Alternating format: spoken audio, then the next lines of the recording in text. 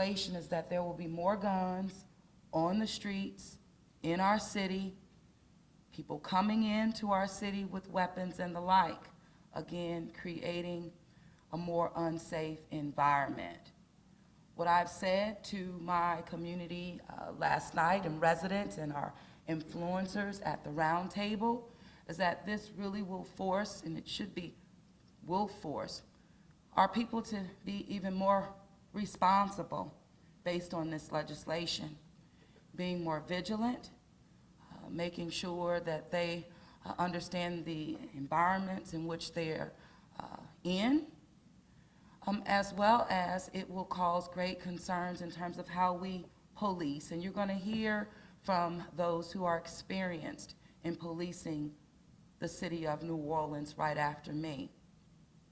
But I'm very much concerned, and I do not at all believe that this makes our city and our people safer. It puts us all in greater danger. The officers that we depend on to protect and serve, as well as, again, the residents and visitors of this community. So with that, I'm going to ask our Superintendent of Police to come forward. And you will also hear from Council Member Moreno, and we will field additional questions as they come our way. But the bottom line is, this will not make the city of New Orleans safer. Chief Kirkpatrick. Well, thank you. I do appreciate that Chief Dupree represented NOPD last week at Baton Rouge, but I do want to make a statement about it, which is, very frankly, this particular bill was not well thought through. It is more of an emotional reaction and not a result of sober, critical thinking about the impacts. If you want to know real numbers, just during the Mardi Gras time period, we took 111 arrests associated with guns off of those parade routes and in the entertainment district in the French Quarter. If that bill had been in effect 3 weeks ago, we would be returning 56 of those guns back. That's your reality. We have too many guns in New Orleans.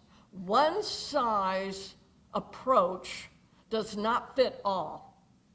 New Orleans is unique. Everyone speaks about the uniqueness of New Orleans, and it is unique. So why do we have one bill that might be perfectly fine in a different area of Louisiana? Lord knows I've been in a whole lot of different jurisdictions. You do not police every jurisdiction the same way. I was the chief of police in a very tiny city in a rural area of Washington State. It's perfectly fine in the culture there to drive your truck down Main Street with a rifle in the rack. That does not apply everywhere. So New Orleans needed to be treated differently. Critical thinking is what lacked in this bill. And what I mean by that is, when that domino dropped, you should have thought about every single impact with the very last domino that is dropped. So if we say that law-abiding people are the ones who are going to be gun carriers, I'm all for law-abiding people carrying a gun. Law-abiding people have zero problems with getting a permit. Law-abiding people have zero problems being educated on proper gun safety. My issue, as well as, let's say that a citizen who is carrying a gun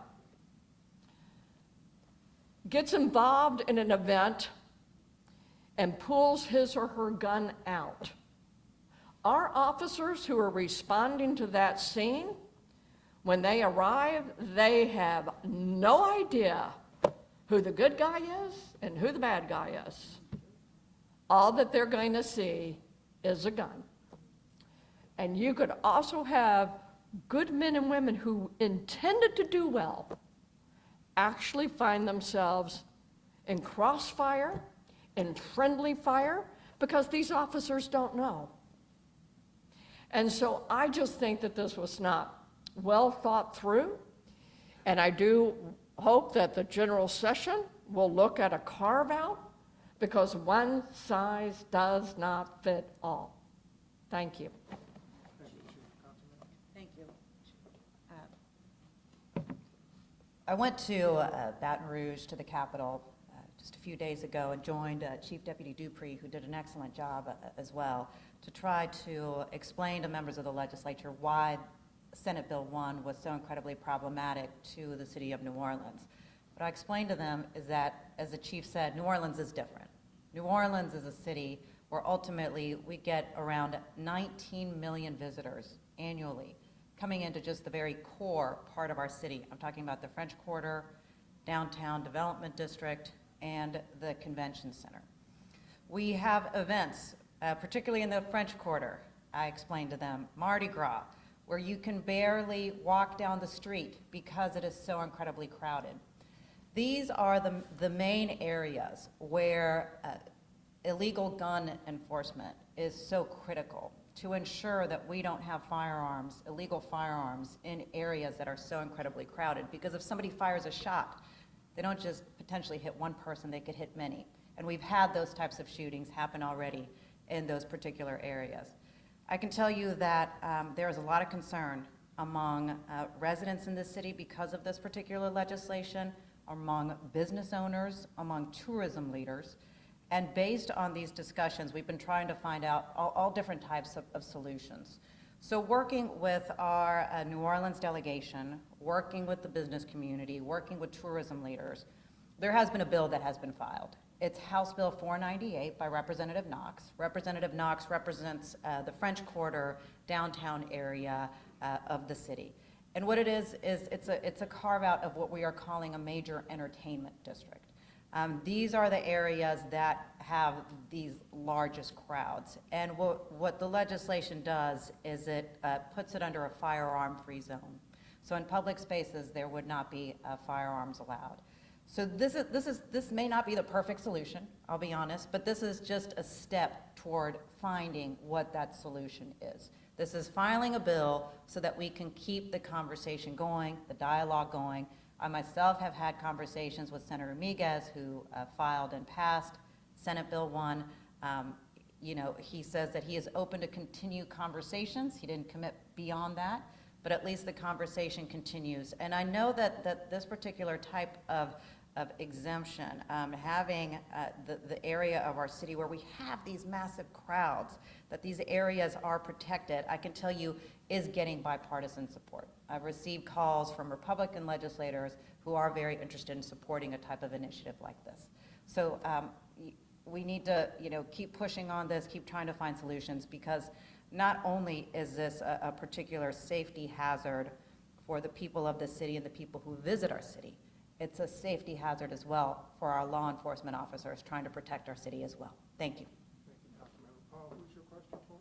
Yeah, to any of y'all there. There was a lot of discussion this past week up at the Capitol about the Second Amendment giving citizens the right to bear arms without any permitting process, background checks, fingerprinting, and the like from the government. And what do you say to those folks that say that it's just my right to carry a gun, right that's given to me in the Second Amendment to the U.S. Constitution? Y'all look at me. All right. I'm many of you know I happen to be an attorney, have been for 33 years. And so I am not someone who is a neophyte to understanding constitutional issues and the issue of bearing guns under the Second Amendment.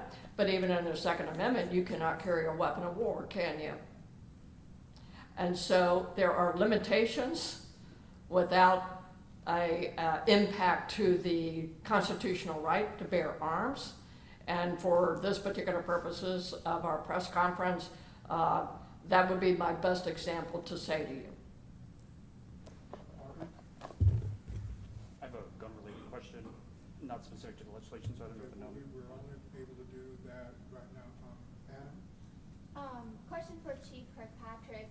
You mentioned New Orleans is unique, and it seems like there's a disconnect between New Orleans and our state leaders. Would you say that there needed to be more conversations between New Orleans leaders before this special session started, like you mentioned specific things needed to be addressed about New Orleans?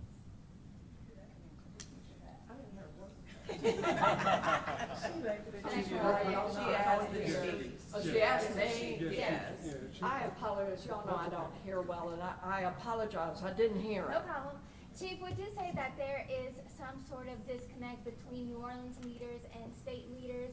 Because you said New Orleans is so unique and New Orleans needed to be looked at differently before this special crime session. What I see is that I want people to be really critical thinkers, and that does involve sitting at a table before decisions are made to think through the impacts of this legislation.